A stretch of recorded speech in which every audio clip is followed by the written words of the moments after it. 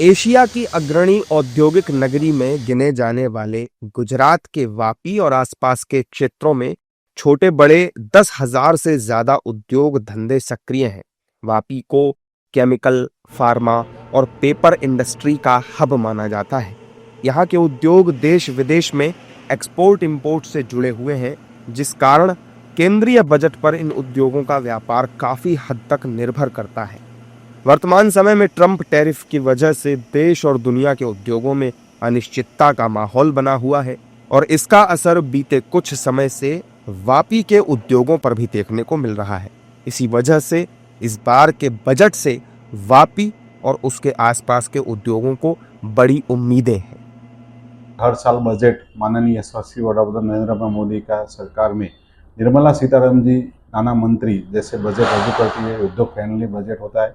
और इस बार भी बजट में हम आशा रखते हैं जैसे एक्सपोर्ट वर्ल्ड में अभी जैसे वर्ल्ड का पूरा उद्योग है, उसमें अमेरिका के हिसाब से अमेरिका का और ट्रम्प टैरिफ का हाव की वजह से दूसरे देश में भी एक्सपोर्ट हुए और साथ में भारत देश में भी जैसे भारत देश आत्मनिर्भर और 2047 विकसित भारत बने, ऐसा उद्योग फ्रेंडली बजट की आशा और अपेक्षा हम लोग। सबसे चैलेंजेस है एमएसएमई इंडस्ट्रीज जो आने वाले दिनों में टैरिफ और चाइना के फैक्टर से काफ़ी प्रोडक्शन पे इफेक्ट आई है।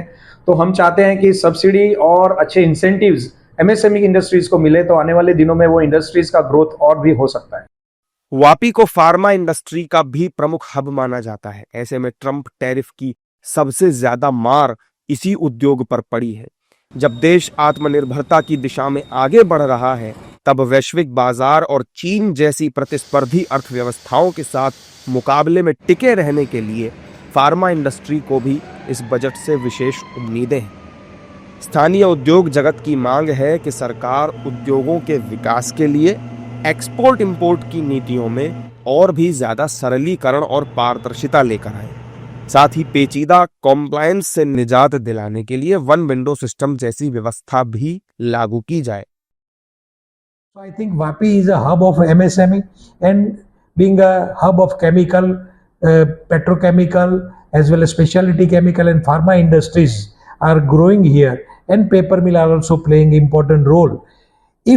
And most of them are exporting their goods to different countries. So if the export promotion methods and the system should be streamlined, the cost of finance, if government can do something to reduce the cost of finance for the export business as well as the implementation of one window system in custom, DGFT and other export related agencies, it will definitely help to the industrialist of Vapi and surroundings में सलवासा, दमन ले लें या south Gujarat ले लेंगे तो यहाँ पे बहुत सारे फार्मास्यूटिकल इंडस्ट्रीज हैं, नई नई इंडस्ट्रीज भी बहुत आ रही है।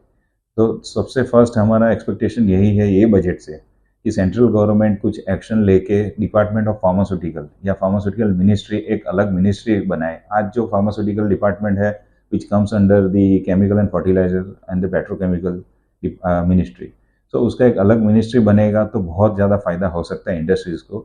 आज इंडिया नंबर 1 है एक्सपोर्ट में, ऑल ओवर वर्ल्ड में India is the manufacturing hub for pharmaceutical products, और वही कंट्री में अपने पास कोई डिपार्टमेंट ऑफ फार्मास्यूटिकल या फार्मास्यूटिकल मिनिस्ट्री ही नहीं है। वापी में ज़्यादातर उद्योग मध्यम और छोटे स्तर के हैं, यानी यहाँ स्मॉल और मीडियम स्केल इंडस्ट्रीज बहुत ज़्यादा हैं। जाहिर है कि जियोपॉलिटिक्स और अमेरिकी टैरिफ से प्रभावित वापी के छोटे और मझोले उद्योगों को इस बार के केंद्रीय बजट से काफ़ी अपेक्षाएं हैं।